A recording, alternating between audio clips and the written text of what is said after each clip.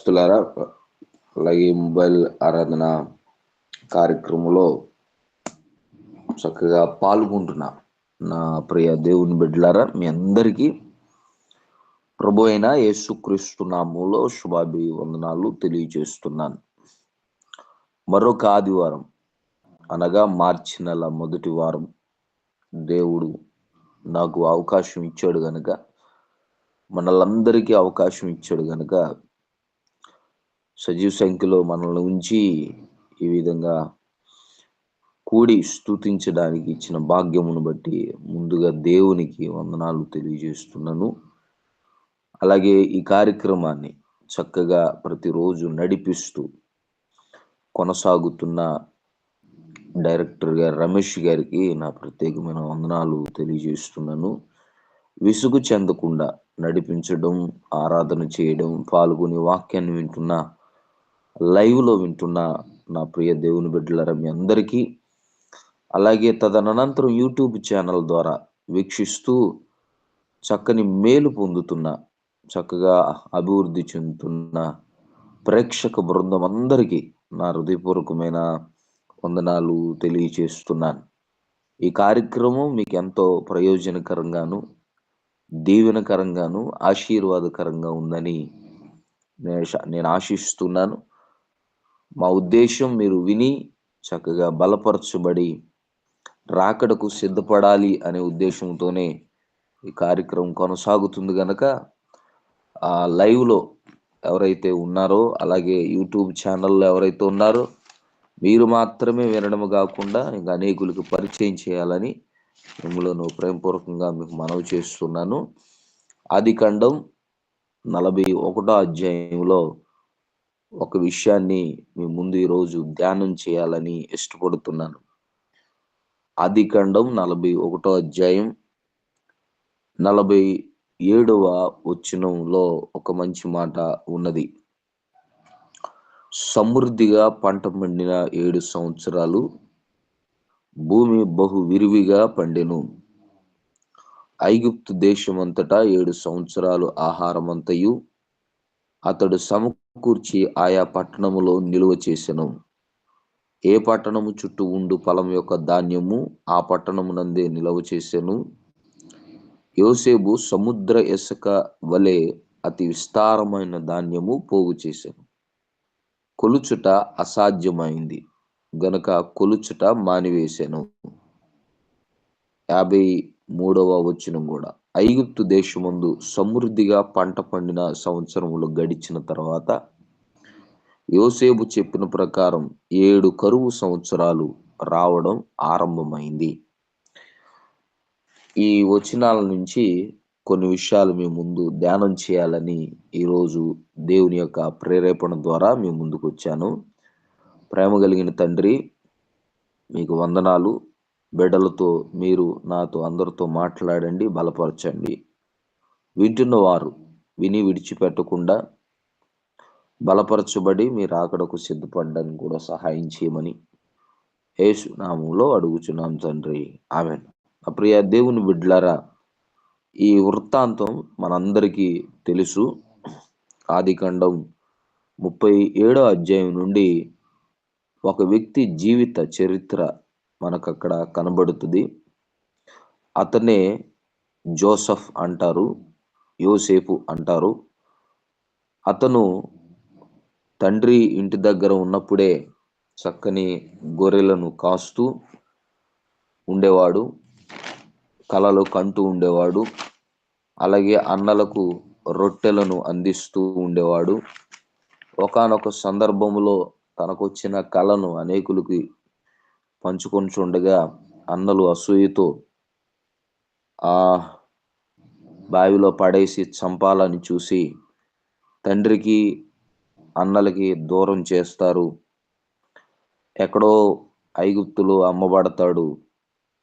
ఆ యజమానుడు పొతిఫర్ దగ్గర కొన్ని సంవత్సరాలు కష్టపడతాడు. అక్కడ కూడా నిందించబడి, అవమానపరచబడి, చెరసాల్లో వేయబడి కొన్నాళ్ళు శ్రమ పొందుతాడు. యోసేపు జీవితం 110 సంవత్సరాల జీవిత చరిత్ర. 17 సంవత్సరాలు తాను నేర్చుకున్నాడు జీవితం అంటే ఏంటో. తండ్రి దగ్గర, తల్లి దగ్గర తన ఉపదేశాలు వింటూ అనేకమైన సత్యాలు నేర్చుకున్నాడు 17 సంవత్సరాలు. యేసు ప్రభు కూడా ఈ విధంగా అంటాడు, నా యొద్ద మీరు నేర్చుకొనుడి, నేను సాత్వికుడును. అలాగే 17వ సంవత్సరం నుండి ఆయన 30 సంవత్సరాల వరకు, అనగా దాదాపుగా 13 సంవత్సరాలు ఆయన శోధించబడ్డాడు. యోసేపు శోధించబడ్డాడు. యేసు ప్రభు కూడా ఆయన ఈ లోకంలో ఉన్నప్పుడు ఆయన శోధించబడ్డాడు సాతాను చేత. 40 రోజులు ఉపవాసం ఉన్నప్పుడు చాలా విపరీతముగా సాతాను అతన్ని శోధించింది. యేసు ప్రభు ఆ శోధన కూడా జయించాడు. 30 సంవత్సరాల నుండి 110 సంవత్సరాల వరకు యోసేపు, అనగా 80 సంవత్సరాలు విజయాన్ని పొంది ఐగుప్తు దేశాన్ని పరిపాలన చేశాడు. 80 సంవత్సరాలు పరిపాలన చేశాడు. జాగ్రత్తగా వినండి. 17 సంవత్సరాలు నేర్చుకున్నాడు. 13 సంవత్సరాలేమో శోధించబడ్డాడు. మిగిలిన 80 సంవత్సరాలు ఆయన విజయవంతంగా పరిపాలన చేశాడు. టోటల్‌గా 110 సంవత్సరాలు బ్రతికి 2 పిల్లలను కని ఐగుప్తు దేశంలో మొట్టమొదటి ప్రధాన మంత్రిగా, ఆహార మంత్రిగా, అనేకులు ఆకలి తీర్చగలిగిన యోసేపులాగా ఆ సందర్భంలో ఇప్పుడు చదివిన మాట ఉంటుంది. యోసేపు చెప్పినట్లుగా 7 సంవత్సరాలు సమృద్ధిగా పంట పండింది. దీన్ని యేసు ప్రభు కూడా చెప్పాడు. నా రాకడకు ముందు 7 సంవత్సరాలు సంఘం ఎత్తబడితే మధ్యాకాశంలో విందు ఉంటది 7 సంవత్సరాలు. అదే పరిస్థితిలో విడవబడిన వారికి, నామకార్థ క్రైస్తవులకి, విగ్రహారాధికులకి, యేసు నమ్మని వారికి ఈ భూమి మీద 7 సంవత్సరాలు అంత్యక్రీస్తు పాలనలో భయంకరమైన కరువులొస్తాయి. అయితే ఉదయకాల సమయంలో నీవు ఎత్తబడే సంఘములో పెండ్లి విందులో ఉండాలి అంటే నీవు తగిన జాగ్రత్తలు ఖచ్చితంగా తీసుకోవాలి. ప్రభు రాకడ కొరకు బ్రతకాలి అనే ఉద్దేశంలో ఎత్తబడే వారికి అక్కడ పెండ్లి విందు ఎలాగైతే ఉందో, కరువు రాకముందే 7 సంవత్సరాలు బహు విరివిగా పంట పండింది. ఆ సందర్భంలో సమృద్ధిగా పంట పండిందంట. సమృద్ధిగా. జీవిత కాలచక్రం ఎలా ఉంటదంటే, సుఖం ఇప్పుడొచ్చిందనుకోండి, నెక్స్ట్ ఖచ్చితంగా కష్టం. ఇప్పుడు సంతోషం వచ్చిందనుకోండి, నెక్స్ట్ దుఃఖం. ఇప్పుడు సమృద్ధి ఉందనుకోండి, నెక్స్ట్ కరువు. ఇలాగా జీవిత చక్రం తిరుగుతూనే ఉంటది. ఇది జీవితంలో ప్రతి ఒక్కరూ అనుభవించాల్సిందే. అయితే సమృద్ధి నిత్యము మన జీవితంలో ఉండాలి అంటే, కరువే మనకు రాకుండా ఉండాలి అంటే, ఎందుకు ఈ మాట చెప్తున్నానంటే, దేశమంతా కరువు ఉన్నది. ప్రపంచం అంతా కూడా ఉన్నది. అక్కడ చూస్తే ఐగుప్తులో ధాన్యం ఉన్నది. యోసేపు దగ్గర ధాన్యం ఉన్నది. అనేకులు ఆయన యొద్దకు వచ్చి కొనుక్కుంటున్న సందర్భం ఇక్కడ 41 అధ్యాయంలో మనం చూస్తాం. 41 అధ్యాయం 57 వచనంలో ఆ మంచి మాట ఉంటది. ఐగుప్తు దేశమందు కరువు భారముగా ఉండెను. మరియు కరువు ప్రతి దేశమందు భారముగా ఉండెను. ప్రతి దేశస్థుడు యోసేపు నొద్దకు ధాన్యము కొనుక్కొనుటకు వచ్చాను.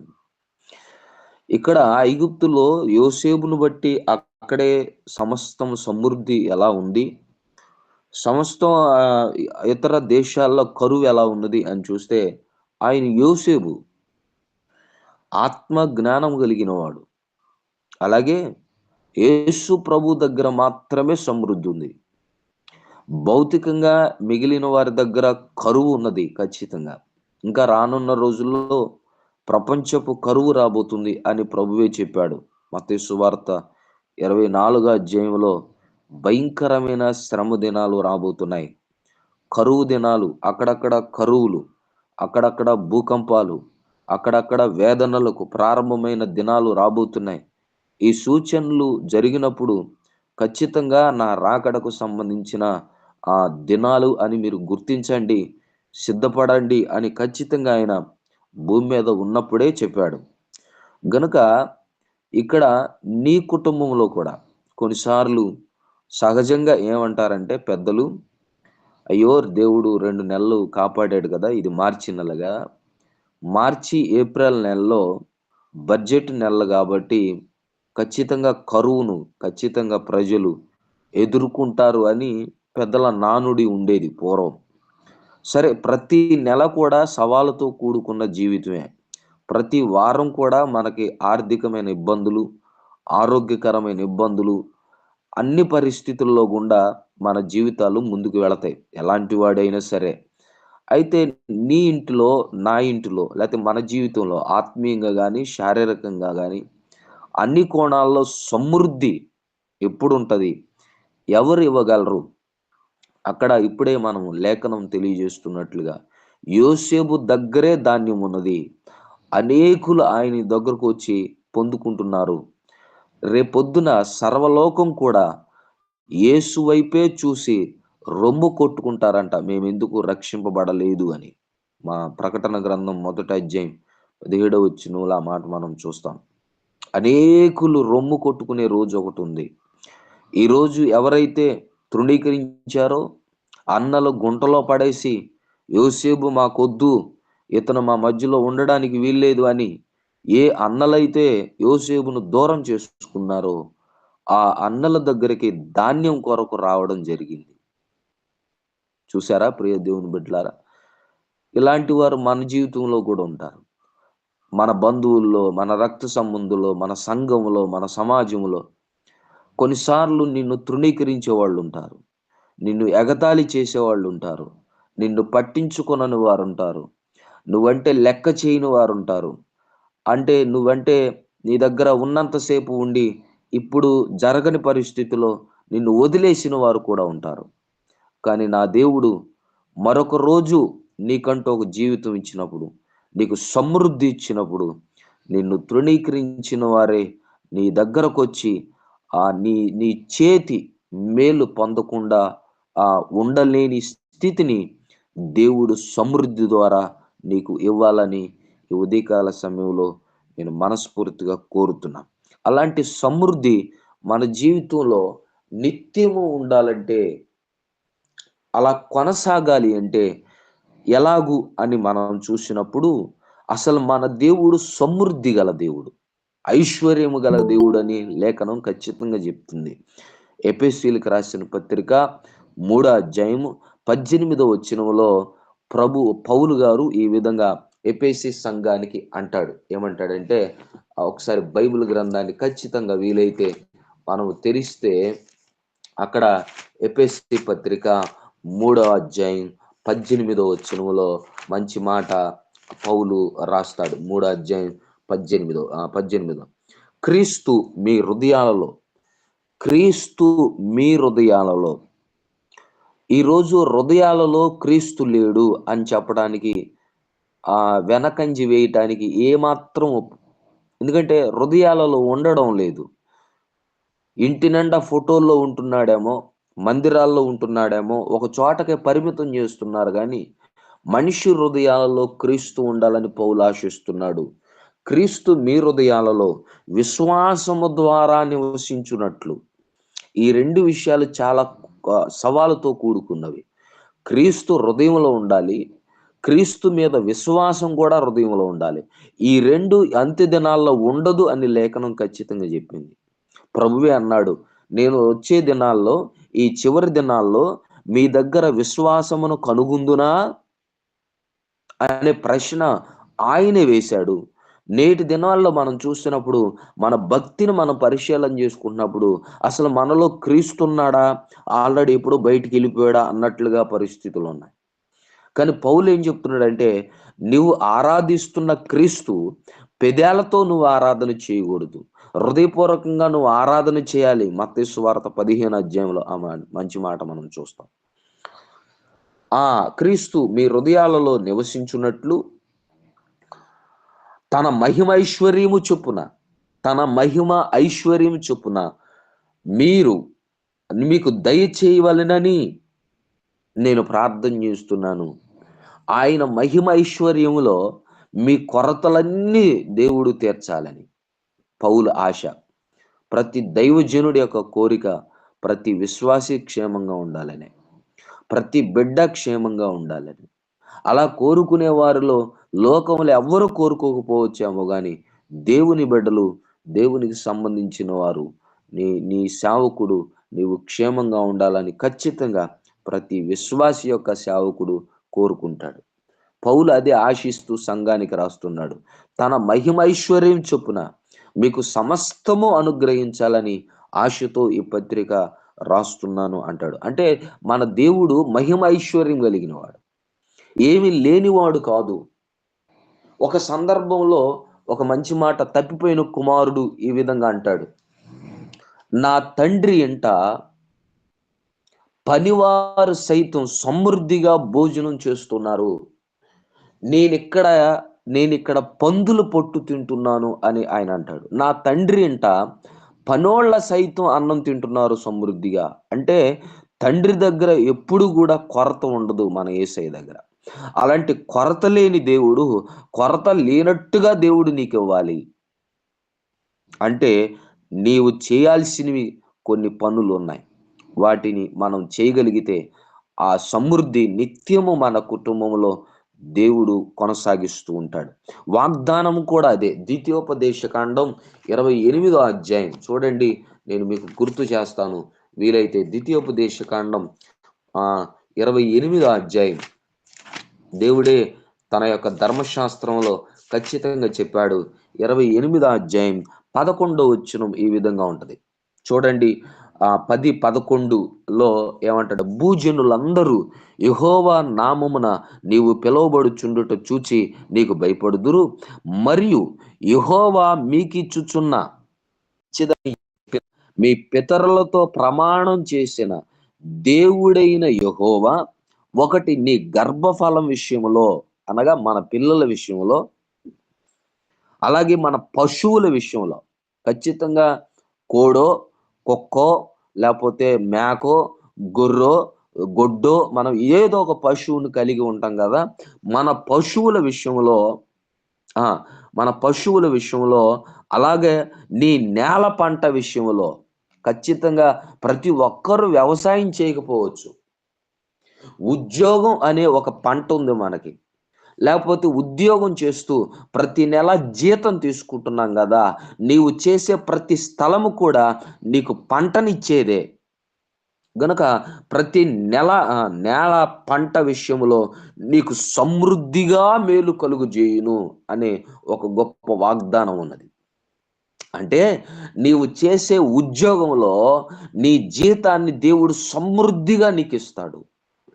ఈరోజు ప్రతి కుటుంబము ఆ వచ్చే జీతం ఏదైతే ఉందో అనుభవించలేకపోవడానికి గల కారణాలు వారే వారే పాడు చేసుకుంటున్నారే గాని దేవుడు ఎప్పుడు సమృద్ధి ఇస్తాడు మనకి. అవి మీరు అనుభవించేటట్టుగా దేవుడు చేయాలని వాగ్దానం చేశాడు.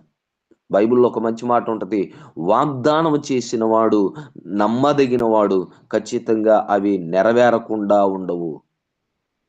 వాగ్దానం చేసిన వాడు ఖచ్చితంగా నెరవేరుస్తాడు. అయితే ఎలాంటి సమృద్ధికరమైన విషయాలు, కొన్ని విషయాల్లో దేవుడు కొన్నిటిని ఖచ్చితంగా మనకు సమృద్ధిని ఇస్తాడు. దేవుడు ఏమిస్తాడు, ఎక్కడ ఆ సమృద్ధి దొరికిద్ది, ఒకవేళ ఆ సమృద్ధి ఇప్పుడు చెప్పబడుతున్న ఆ సమృద్ధిమైన విషయాలు మన ఇంటిలో లేక మన జీవితంలో అవి కొనసాగాలంటే మనం చేయాల్సినవి ఏంటి అనే విషయాలు చెప్పి ఈరోజు మీకు నేను ఈ సందేశాన్ని ముగించాలని ఇష్టపడుతున్నా. దేవుడు మనకు అనుగ్రహించే ఒక సమృద్ధికరమైనవి ఏంటంటే, ఒకటి యోబు గ్రంథం 36వ అధ్యాయం 31వ వచనము 2వ లైన్లో ఒక మంచి మాట యోబు రాస్తాడు. చూడండి, యోబు గ్రంథం కీర్తనల గ్రంథానికి ముందు ఉంటది. 36వ అధ్యాయం తీయండి బైబిల్ గ్రంథం 31వ వచనం. రెండవ లైన్లో ఆయన ఆహారము ఆయన ఆహారము సమృద్ధిగా ఇచ్చువాడు. ఒక మంచి మాట. మనిషికి కావలసింది ఆహారమే. బ్రతికినంత కాలం వాడికి ఆహారం ఖచ్చితంగా అవసరం. మనం ఎన్ని సంవత్సరాలు, ఒకవేళ ధనవంతుడైనా, మధ్యతరగతి అయినా, లేకపోతే పేదవాడైనా, ఒకవేళ బంగారపు పళ్ళెములో తిన్నా వాడు తినేది భోజనమే. లేకపోతే ఆస్తులు, అంతస్తులో బంగారమో లేకపోతే డబ్బో తినడు కదా, భోజనమే తింటాడు గనక మనిషికి కావలసిన ఆరోగ్యకరమైన భోజనాన్ని దేవుడు ఖచ్చితంగా ఇస్తాడు. ఎందుకు ఈ మాట ప్రత్యేకంగా దేవుడు రాయించాడంటే, ఇప్పుడు తింటున్న ఆహారము కల్తీతో కూడుకున్నవి కొన్నిసార్లు. ఎక్కడ చూసినా నాణ్యమైన పంట ఎక్కడ కనబడడం లేదు. నీవు తింటున్నది కొన్నిసార్లు నీకు అనారోగ్యాన్ని కలుగు చేసే పరిస్థితిలో కూడా దేవుడు సమృద్ధికరమైన ఆహారాన్ని నీ దేహానికి, ఎందుకంటే ఆయన నిన్ను కలుగు చేశాడు గనక నీకు ఏ ఆహారం అవసరమో ఖచ్చితంగా దానిని నీకు సమృద్ధిగా అనుగ్రహిస్తాడు. మనిషికి కావాల్సింది అదే కదా. ఉదాహరణకి ఇశ్రాయేలీలకి 78వ కీర్తన 5వ వచనములో 78వ కీర్తన ఉదాహరణకి ఆ 5వ వచనాన్ని మనం చూసినప్పుడు 78వ కీర్తనలో ఇశ్రాయేలీలు అదే వాళ్ళు అనుభవించారు. దాన్ని ఎలా అనుభవించారో చెప్పనా, నేను మీకు గుర్తు చేస్తాను రండి. 25వ వచనం 25వ వచనం దేవదూతల ఆహారం నరులు భుజించిరి, భోజన పదార్థములను ఆయన వారికి సమృద్ధిగా పంపెను.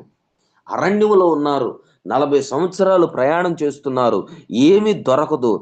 పగలు మేఘస్తంభమును రాత్రి అగ్నిస్తంభముగా ఉన్న దేవుడు వారికి మన్నానిచ్చాడు. దేవుడు అరణ్యములో భోజనం లేనప్పుడు దేవదూతలు తినే భోజనము ఆయన వారికి ఇచ్చి 29వ వచనంలో ఒక మంచి మాట ఉంటది, వారు కడుపారా తినే. ఒక మంచి మాట. ఈ రోజు ప్రతి మనిషి కడుపారా తినే పరిస్థితులు లేవు. ఏదో ఒక జబ్బు, ఏదో ఒక రోగం కలిగి ఉండి కనీసం మనస్ఫూర్తిగా కడుపు నిండా తినే పరిస్థితులు మనిషి కొని తెచ్చుకుంటున్నాడు, తినలేని పరిస్థితులు. కానీ ప్రభు వైపు మాత్రం ఆయన కడుపార తినగలిగిన ఆహారాన్ని ఖచ్చితంగా దేవుడు నీకు సమృద్ధిగా దేవుడు నీకు అనుగ్రహించడానికి 29వ వచనం కడుపార తిన్నారట. వారు తిన్న భోజనం అంట పళ్ళల్లో ఇరుక్కుపోయి రాలేదట. దేవుడు అంత సమృద్ధిగా వాళ్ళు వారికి పోషించడం జరిగింది. ఎందుకు ఎంత సమృద్ధిని ఎందుకు ఇచ్చారు అంటే, ఆయన ఎప్పుడు సమృద్ధిగానే ఇస్తాడట. అదే కింద వచ్చిన తన మహిమైశ్వర్యం చొప్పున మీకు అనుగ్రహించిన ఆ దేవుడే అడుగు వాటన్నిటికంటేను ఊహించు వాటన్నిటికంటేను ధారాళముగా దయచేయి దేవుడు. అంటే ఆయన దగ్గర కొరత గాని లేకపోతే కుశలత గాని ఇవ్వకూడదు అనే ఒక బుద్ధి గాని చేతి వెనక్కి లాక్కోవడం అనేది యేసు ప్రభు దగ్గర లేదు. యోసేపు దగ్గర కూడా లేదట. ఆయన దగ్గరకు వచ్చిన వారందరి దగ్గరికి ఆయన ధాన్యము అమ్ముతూ ఇవుస్తూ సమృద్ధిగా ఇచ్చాడట. కరువులో వారు పోషింపబడ్డారట. గుర్తుపెట్టుకోండి, సింహము పిల్లలైన ఆకలి గునునేమో గాని ఆయన నమ్ముకున్న బిడ్డలు ఏనాడు ఆకలి కొనరు. నా జీవితమే అది ఉదాహరణ. నేను రక్షింపబడిన క్రొత్తలో ఐందవ కుటుంబంలో నుంచి రక్షింపబడిన అనుభవంలో నీవు ఆ దేవుణ్ణి నమ్ముకుంటున్నావు గనుక మా ఆస్తిలో నీకు ఏ భాగము రాదు అని నా తండ్రిని నన్ను వెలివేసిన నా పితరులు మీరు ఎలా బ్రతుకుతారో బ్రతకండి అని చెప్పిన వాళ్ళు, గుర్తుపెట్టుకోండి, ఈ రోజు వరకు కూడా వారి ఆస్తి మీద ఆధారపడకుండా ఆయన నమ్ముకున్న దగ్గర నుంచి ఈ రోజు వరకు ఆహారమే గాని వస్త్రాలే గాని దేనికి కూడా కొరత లేకుండా నన్ను పోషిస్తున్నాడు. నేనే ఒక ఉదాహరణ. నాకు నేనుగా దేవుని కొరకు ఉపవాసం ఉన్న రోజులు తప్ప ఏ రోజు ఆహారానికి నాకు కొరత లేదు. ఎందుకంటే మనకి కొరత ఉండదు. దేవుడు అంత సమృద్ధిని దేవుడు ఖచ్చితంగా ఇస్తాడు. ఇదే 78వ కీర్తనలో కూడా ఇంకొక మంచి మాట కీర్తనకారుడు రాస్తూ ఉంటాడు. 78 15వ వచనం కూడా చదువుదాం. అరణ్యములో ఆయన బండను చీల్చి సముద్రమంతా సమృద్ధిగా వారికి నీరు త్రాగించెను. బండలో నుండి ఆయన నీటి కాలువలు రప్పించెను అనే మాట మనం చూస్తున్నాం. 20వ వచనం, ఆయన బండను కొట్టగా నీరు ఉబికెను, నీళ్ల కాలవలే అరణ్యములో నీళ్లు పారిందట. ఒక సంగతి చెప్పనా, కొన్ని ఏరియాల్లో నీళ్లు కరువుగా ఉంటాయి. ఆ మురికి నీళ్ళనే కాసుకొని వడగాసుకొని అవే తాగుతూ రోగాల పాలయ్యే ఎన్నో గ్రామాలు నేటి దినాల్లో కూడా మనం చూస్తున్నాం. కానీ దేవుడు ఆ నీటి కొరత కూడా అరణ్యములో ఇశ్రాయేలీయులకి లేకుండా చేశారట. అది ఆ విషయాన్ని సంఖ్యాకాండం 20వ అధ్యాయం 11వ వచనంలో మీరు ఇంటికెళ్ళి ధ్యానం చేయండి. అక్కడ ఆహారం తిన్న వెంటనే నీళ్లు కావాలి కదా, నీళ్లు లేవని కూడా వారు మోషే మీద సణిగారు. ఈరోజు సణుగుడు ఎక్కువైపోయింది కుటుంబాల్లో. అది లేదు, ఇది లేదు అని భర్త మీద, భార్య మీద, లేకపోతే పరిస్థితుల మీద, యజమానుల మీద సణుక్కునే పరిస్థితి రానివ్వకుండానే అరణ్యములో మన్నాను నీటినిచ్చిన దేవుడు నీవు సణుక్కోకుండానే, బాధపడుకోకుండానే, ఇబ్బంది పడకుండానే నీవు ఎప్పుడు కుమిలిపోకుండా ఉండేటట్లుగా దేవుడు ఆహారము, నీటిని సమకూర్చే బాధ్యత ఆయనది. అందుకే దేవుడు ఆ రెండిటిని దేవుడు ఖచ్చితంగా సమృద్ధిగా దేవుడిస్తాడు. మరి ముఖ్యంగా నేటి దినాల్లో ఎక్కువ అవసరం కూడా ఆహారం, నీరే కదా. ఎందుకంటే చాలా దేశాల్లో కరువు వచ్చింది. ఆయా దేశాల్లో కరువు, శ్రీలంకలో కరువు వచ్చినప్పుడు ప్రజలు ఇబ్బంది పడినట్లు మనం చూస్తున్నాం. ఉక్రెయిన్, రష్యా ఇబ్బంది పడినట్లు మనం చూస్తాం. ఈరోజు కళ్ళతో ఆయా దేశాల్లో ఆహారం లేక నైజీరియా ప్రాంతం వారు నేటికి మట్టిని నానబెట్టుకొని తింటున్న పరిస్థితులు ఉన్నాయి. మీరు తెలుసా? కానీ ఈరోజు అలాంటి పరిస్థితుల్లో రానివ్వకుండా దేవుడు నిన్ను పోషిస్తున్నాడు. మరొక సంఘటన నేను మీకు గుర్తు చేస్తా. ఇదే కీర్తనల గ్రంథం 68వ కీర్తన 9వ వచనంలో మనం చూసినప్పుడు 9వ వచనంలో 9వ వచనంలో ఖచ్చితంగా 68వ కీర్తన 9వ వచనంలో మంచి మాట ఉంటది. దేవా, నీ స్వాస్థ్యము అనబడిన ఇశ్రాయేలీయుల మీద నీవు వర్షమును సమృద్ధిగా కురిపించెదు. పంట పండాలంటే ఇప్పుడు బహు విరివిగా పంట పండిందని ఇప్పుడు మనం ఇప్పుడే చదివాం. ఒక వ్యవసాయదారుడు ఒకవేళ వర్షం మీదే కదా ఆధారపడేది. లేకపోతే వర్షం మీద ఆధారపడనప్పుడు ఖచ్చితంగా మీ రాయలసీమ వాళ్ళకి ఎక్కువగా నీటి కొరత ఉంటుందని అప్పుడప్పుడు న్యూస్లో మనం చూస్తున్నాం. లేకపోతే రైతులు చాలా మంది ఇబ్బంది పడుతూ ఉంటారు కొన్నిసార్లు. ఇప్పుడు ఆ పరిస్థితులు లేకుండానే దేవుడు మిమ్మల్ని కూడా దీవించాడు అనుకోండి. ఆయా ప్రాంతాల వారు రైతు వర్షం మీద ఆధారపడతాడు. కడవరి వర్షమునో తొలకరి వర్షం మీద ఆధారపడతాడు. లేకపోతే మోటార్లు పెట్టుకొని చేలల్లో నీళ్లు పెట్టుకోవడానికి చాలా ఇబ్బంది పడుతుంటాడు. కానీ ఆ నీటిని కూడా, అంటే ఆహారానికి కావలసిన నీటిని కూడా దేవుడు సమృద్ధిగా పంపిస్తాడట. వర్షాన్ని, తగిన ఎండను, తగిన చలిని కూడా, అంటే మనిషికి ఏ కాలంలో ఏది అవసరమో దేవునికి తెలుసు కనుక ఆ సమృద్ధిని కూడా ఖచ్చితంగా దేవుడిస్తాడు అని లేఖనం ఖచ్చితంగా తెలియజేస్తుంది. సామెతల గ్రంథం 27వ అధ్యాయం 23వ వచనంలో జ్ఞాని సొలొమోను చేత పరిశుద్ధాత్మ దేవుడు రాయించిన మాట మరొకటి ఏంటంటే 27వ అధ్యాయం తీయండి. 27వ అధ్యాయం 23వ వచనం, నీ పశువుల స్థితిని జాగ్రత్తగా తెలుసుకొనుము, నీ మందల యందు మనసు ఉంచుము. ధనము శాశ్వతం కాదు. చాలా మంది డబ్బే ప్రాముఖ్యం అనుకుంటారు. చివరి దినాల్లో డబ్బే ప్రాముఖ్యం అనుకొని డబ్బు కాగితాలకు ప్రాముఖ్యత ఇస్తారు. ఇక్కడ అంటున్నాడు డబ్బు శాశ్వతం కాదు. కిరీటం లేకపోతే నీకు ఇవ్వబడిన ఘనత శాశ్వతంగా ఉంటది. 27వ వచనం, నీ ఆహారము, నీ ఇంటి వారి ఆహారమునకు, నీ పనికత్తెల ఆహారానికి మేక పాలును నేను సమృద్ధిగా నీకు ఇస్తాను. ఇశ్రాయేలీయులకి మేకలు ఉండేవి. గొర్రెలు, మేకలు వాళ్ళు చాలా పోషిస్తూ ఉంటారు. వాళ్ళ మంద అదే. కొన్నిసార్లు మనకి ఇప్పుడు కొన్నిసార్లు ఇంట్లో పశువుల ద్వారా కూడా దేవుడు మనల్ని పోషిస్తాడట.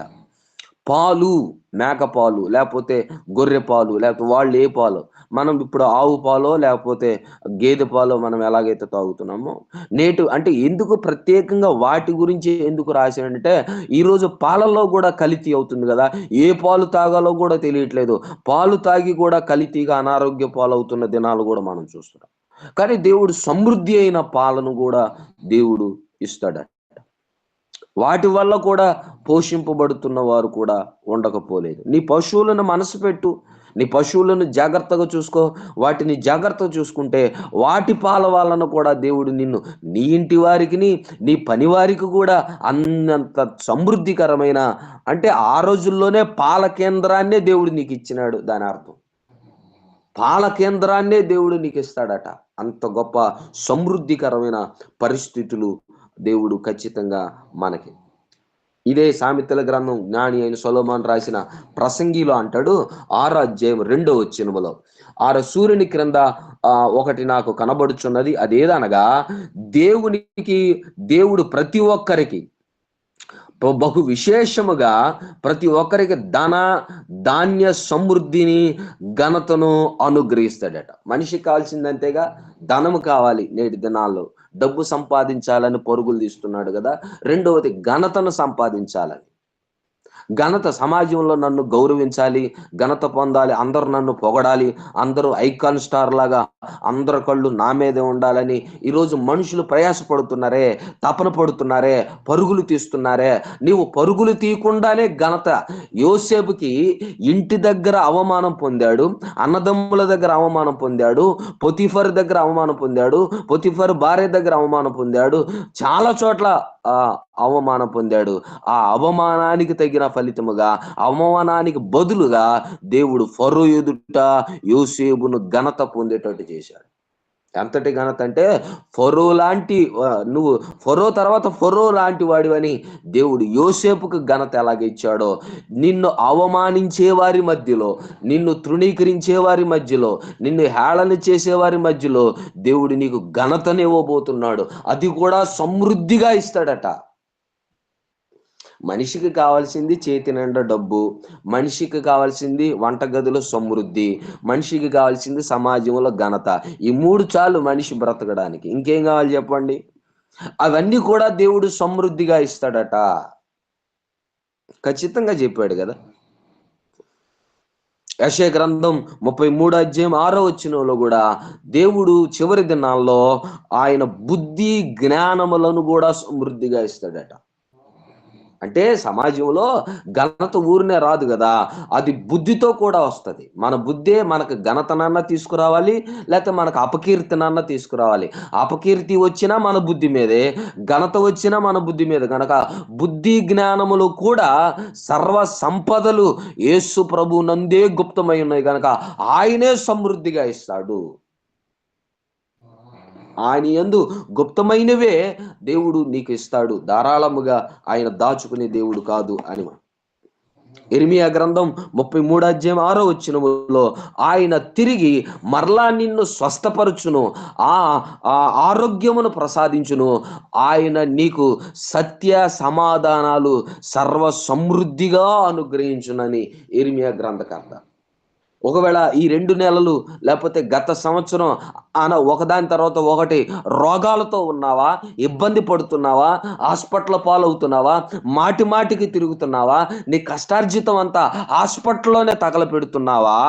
కానీ అంటున్నాడు, ఈ సంవత్సరం రానున్న దినాల్లో నీకు ఆరోగ్యమును స్వస్థతను నీకు మరలా నేను ఇవ్వడం, సత్య సమాధానం నీ ఇంటిలో నేను సమృద్ధిగా ఇస్తాను అని జ్ఞాపకం చేస్తాను.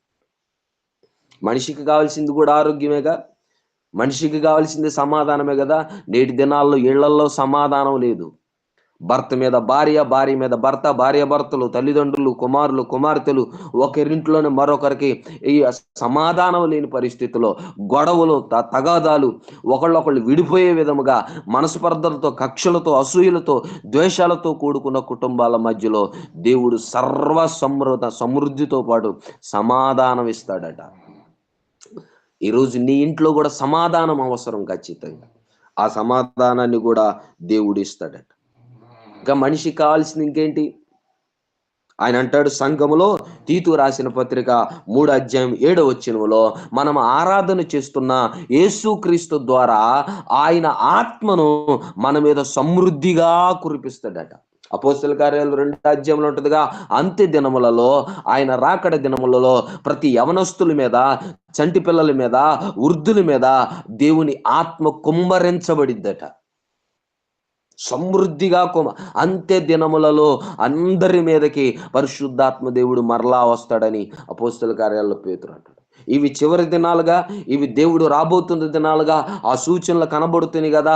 సువార్త ఆగిపోతుంది కదా, సువార్త ఆటంకపరచబడుతుంది కదా. పరిశుద్ధాత్మ దేవుడు సంఘం మీదకి చివరి దినాల్లో కడవరి వర్షములాగా ఆయన సమృద్ధిగా అందరి మీదకి వస్తాడట. అందరినీ సిద్ధపరిచి తీసుకెళ్ళిపోతాడు. దేవుని ఆత్మ లేని సంఘాలు చాలా ఉన్నాయి తెలుసా. ఆత్మను పోగొట్టుకున్న వ్యక్తులు కూడా ఉన్నారు తెలుసా. ఆత్మ చేత నడిపించబడని వారు కూడా ఉన్నారు తెలుసా. అలాంటి వారికి తిరిగి పరిశుద్ధాత్మ దేవుడు మరొక అవకాశం ఇచ్చి ఆయన ఆత్మ చేత ఆయన మిమ్మల్ని నడిపిస్తాడు. దేవుడు సమృద్ధిగా ఖచ్చితంగా ఆయన ఇచ్చే మరొక సమృద్ధి ఏంటో చెప్పనా. పేతురు రాసిన 2వ పత్రిక 1వ అధ్యాయం 11వ వచనములో నిత్య రాజ్య ప్రవేశము సమృద్ధిగా అనుగ్రహిస్తాడట. మరి ఎంతకి భక్తి చేసేది దేనికి? నువ్వు ఇన్ని పాటలు పాడినా, ఇన్ని ప్రార్థన చేసినా, ఎంత కానుకలు ఇచ్చినా, ఇన్నిసార్లు ఆరాధనకి వెళ్ళినా, ఇన్ని కార్యక్రమాలు తలపెట్టినా, నీ ఎన్ని నిందలు అవమాన పాలవుతున్నా దేవుని కొరకు ఎందుకు ఓర్చుకుంటున్నావంటే ఫైనల్గా నీవు దేవుని రాజ్యములో ఉండాలని.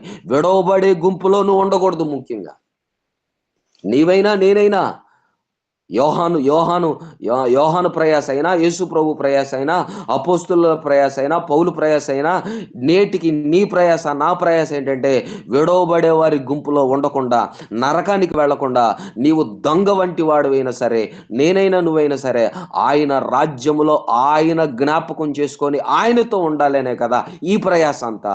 గనుక నీవు ప్రయాస పడకుండానే దేవుడు నిత్య రాజ్యములో సమృద్ధిని ప్రవేశపు అవకాశాన్ని దేవుడిస్తాడట. ఇంకెందుకు? ఆయన మీద నమ్మకం ఉంచుకుంటే చాలు. పౌలు అదే అంటాడు భూమి మీద ఉన్నప్పుడే, నేను ఇదిగో నా విశ్వాసమును కాపాడుకున్నాను, నా పరుగు పందాన్ని ముగించాను, నా కొరకు దేవుడు ఆయన రాజ్యములో జీవ కిరీటము ఆయన ఉంచాడని ఈ భూమి మీదే చెబుతున్నాడు ఆయన. నీవు ఎలాంటి వాడు అంటే, నీకు దేవుని రాజ్యములో నువ్వు ఏమేమి పొందుకుంటావో ఈ భూమి మీద చెప్పగలిగినంత విశ్వాసం నువ్వు కలిగి ఉండాలి. అది దేవుని బిడ్డకున్న లక్షణం. పరిస్థితులను చూసి విశ్వాసములో నుంచి తొలగిపోయి, మందిరానికి దూరం అయిపోయి, సంఘానికి దూరం అయిపోయి, భక్తికి దూరం అయిపోయి, సేవకుడికి దూరం అయిపోయి, దేవునికి దూరం అయిపోయి నీకు నీవే కొని తెచ్చుకోవద్దు. దేన్ని ఖచ్చితంగా దేవుడు సమృద్ధిగా దేవుడే.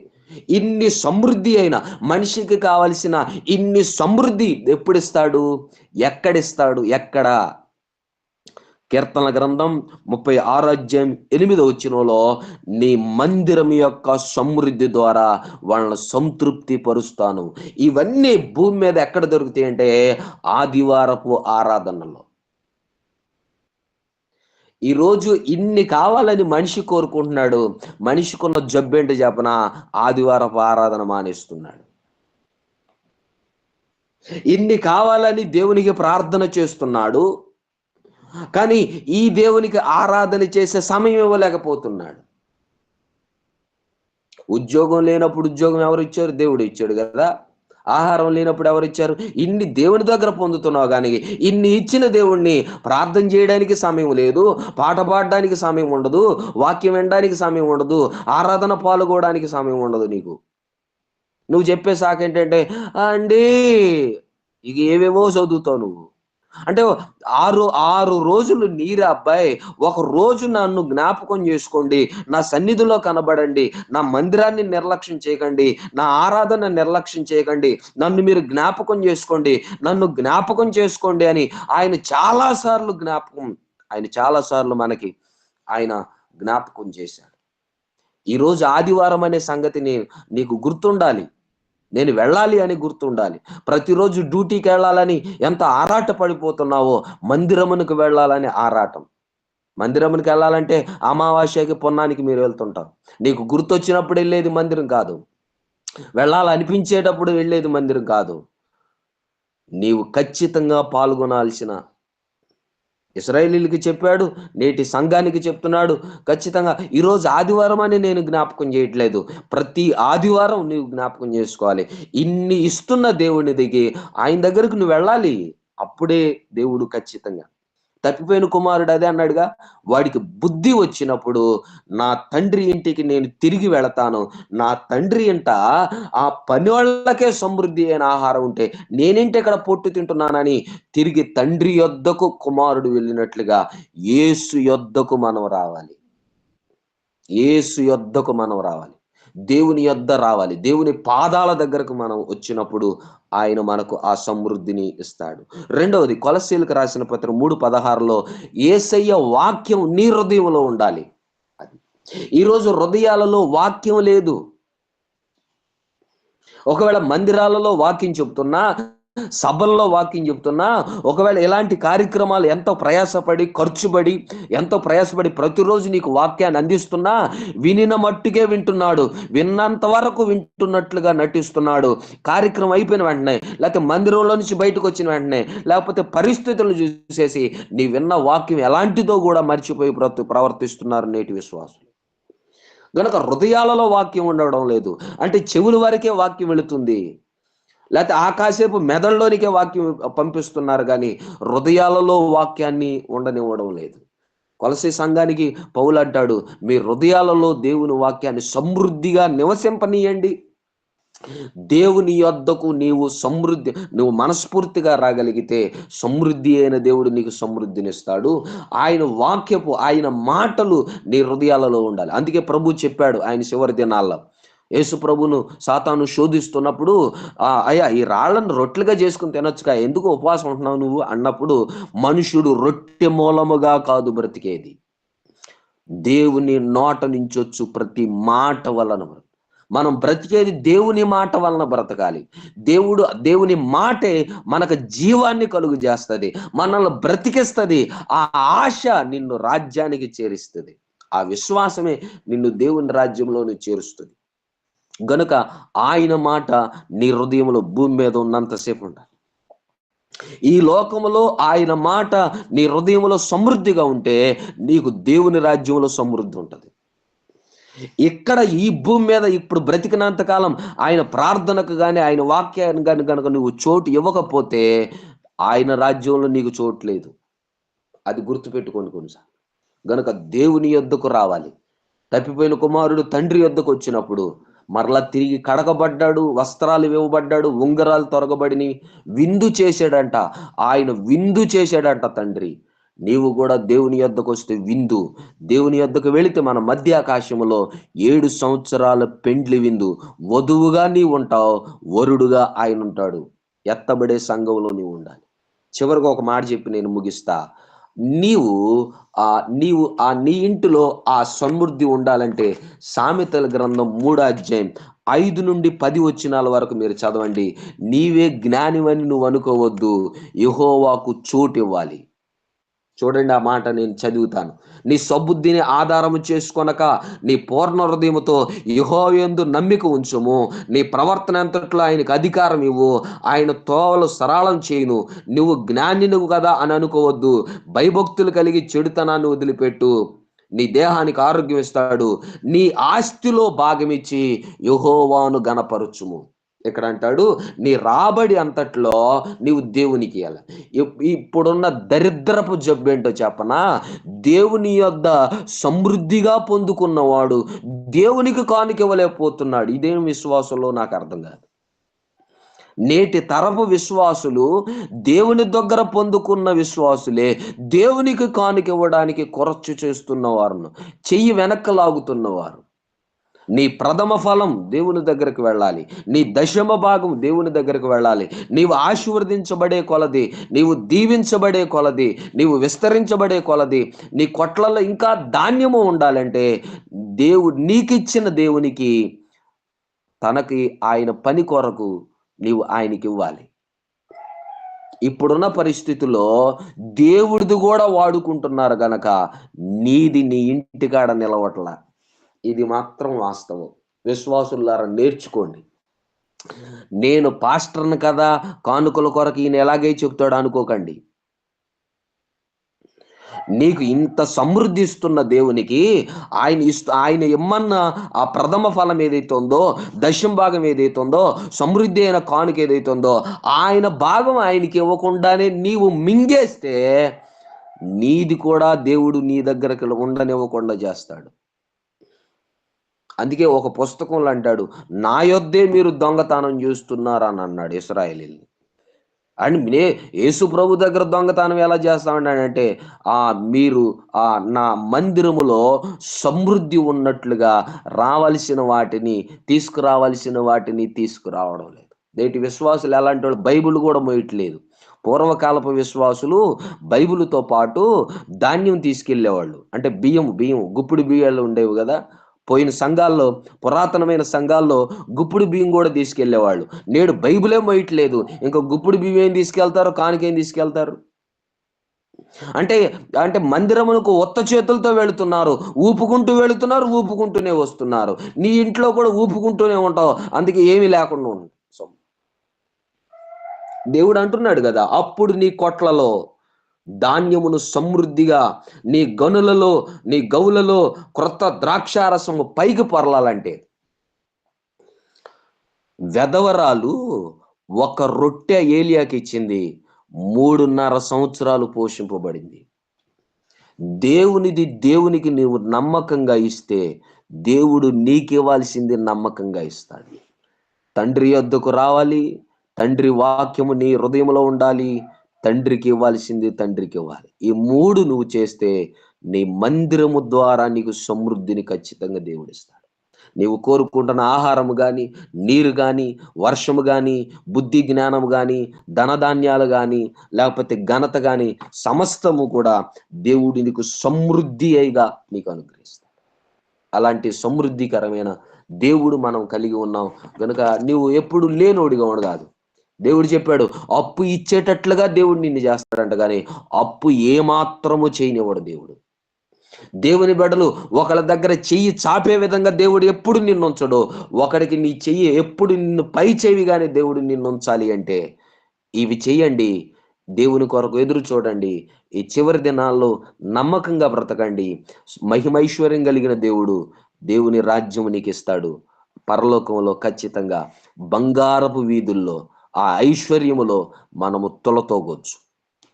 దేవుడు ఈ మాటలను దీవించి ఆశీర్వదించును గాక. ప్రార్థన చేసుకుందాం. తలలు వంచండి, కళ్ళు మూసుకుందాం, ప్రార్థన చేద్దాం. ప్రేమ కలిగిన తండ్రి, మీకు వందనాలు, కృతజ్ఞతాస్తుతులు చెల్లిస్తున్నాం. ప్రపంచమంతా కరువుగా ఉంది. కానానుకి కరువు వచ్చింది, ఐగుప్తుకి కరువు వచ్చింది, అయ్యా దేశాలన్నిటికీ కరువు వచ్చింది. కానీ ఐగుప్తులో ధాన్యం ఉంది, యోసేపు దగ్గర ధాన్యం ఉంది. అనేకులు వచ్చి ధాన్యాన్ని కొనుగోలు చేశారు నాయన, కొనుగోలు చేశారు, ధాన్యాన్ని తీసుకున్నారు. అలాగే యేసయ్య నీ దగ్గర సర్వ సమృద్ధి ఉంది. సర్వ సమృద్ధి గుప్తమై నీ దగ్గరే ఉన్నది గనక, సమృద్ధి అయిన దేవుడు, మహిమైశ్వర్యం కలిగిన దేవుడు గనక, ఒకవేళ నీ బిడ్డలమైన మేము ఎప్పుడు లేమిగా ఉండకుండా మాకు కావలసిన ఆహారము, మాకు కావలసిన నీరు, మాకు కావలసిన వర్షము, మాకు కావలసిన పాలు, ధనధాన్యాలు, బుద్ధి జ్ఞానము, సత్య సమాధానం, నీ ఆత్మ, నీ రాజ్యం మాకు కావాలని సమృద్ధి అయినవి ఇవన్నీ కూడా ప్రభా నీ మందిరము ద్వారా, నీ మందిరములో ఆరాధన చేయడం ద్వారా, నీ మందిరానికి వెళ్ళుట ద్వారా మాకు మీరు అనుగ్రహించండి, సహాయం చేయండి, కృప చూపించండి. అయ్యా, ఇంత సమృద్ధి అయిన దేవుడు మేము ఈ సంవత్సరం లేమిగా కాకుండా ఉండేవారిగా మమ్మల్ని చేయమని కృప చూపించాను. అలాగే నాయన జోసెఫ్ గారిని ఎలిజబెత్ అమ్మ గారిని మీరు జ్ఞాపకం చేసుకోండి. వాళ్ళు వివాహమయ్యి మరొక వార్షికోత్సవంలో పాల్గొన్న మరొక సంవత్సరాన్ని వారి జీవితంలో మీరు ఇచ్చారు. ఇన్ని సంవత్సరాలు ఎంతో మంది భార్య భర్తలు విడిపోతున్నారు, ఎన్నో కుటుంబాలు విడాకులు తీసుకుంటున్నాయి, ఎన్నో కుటుంబాలు కలతంలో కొనసాగుతున్న ఈ రోజుల్లో వాళ్ళిద్దరిని ఒకరినొకరు అర్థం చేసుకొని, గౌరవించుకొని, ప్రేమించుకొని, భార్యాభర్తగా వారి వారి ధర్మాలు కొనసాగుతూ ఇన్ని సంవత్సరాలు వారు కలిసి ఉండేటట్లుగా మీరు చేసినందుకు వందనాలు. ఇంకా రానున్న రోజుల్లో ఇలాంటి వివాహ మహోత్సవాలు, ఇలాంటి వివాహపు దినాలు ఎన్నో జరుపుకోవడానికి వారిని జ్ఞాపకం చేసుకోండి. వారికి ఇచ్చిన పిల్లలను జ్ఞాపకం చేసుకోండి, వారికి ఇచ్చిన కుటుంబాన్ని జ్ఞాపకం చేసుకోండి. మరి ముఖ్యంగా నైనా లైవ్లో ఎవరైతే వాక్యం వింటున్నారో మా బిడ్డలందరినీ జ్ఞాపకం వారి కుటుంబాలు, మరి ముఖ్యంగా యూట్యూబ్ ఛానల్ ద్వారా ఎంతమంది అయితే ప్రేక్షక బృందం వింటున్నారో వారందరిని కూడా జ్ఞాపకం చేసుకోండి. ఈ రోజు నుంచి వారి గృహాలలో సమృద్ధి ఉండడానికి, వారి కుటుంబాలలో ధనధాన్యాలు సమృద్ధిగా ఉండాలి, బుద్ధి జ్ఞానాలు సమృద్ధిగా ఉండాలి, కరువు లేకుండా కడుపు నిండా తిని త్రాగగలిగిన ఒక సమృద్ధికరమైన సంపద వారికి మీరు ఆకాశ పక్షులనే పోషిస్తున్న దేవుడు.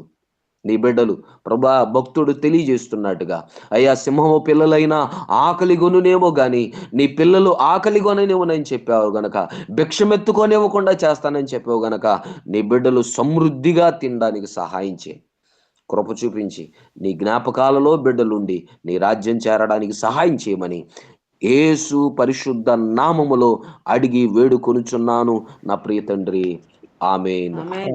మన పరమ తండ్రి యొక్క ప్రేమ, కుమారుని కృప, పరిశుద్ధాత్మ అన్యోన్య సహవాసము ఇప్పుడు ఎల్లప్పుడూ సదాకాలం మనకును సకల పరిశుద్ధులకు నిత్యము తోడే ఉండి ఆయన పోషింప చేతిలో మనము పోషింపబడుదుముగాక.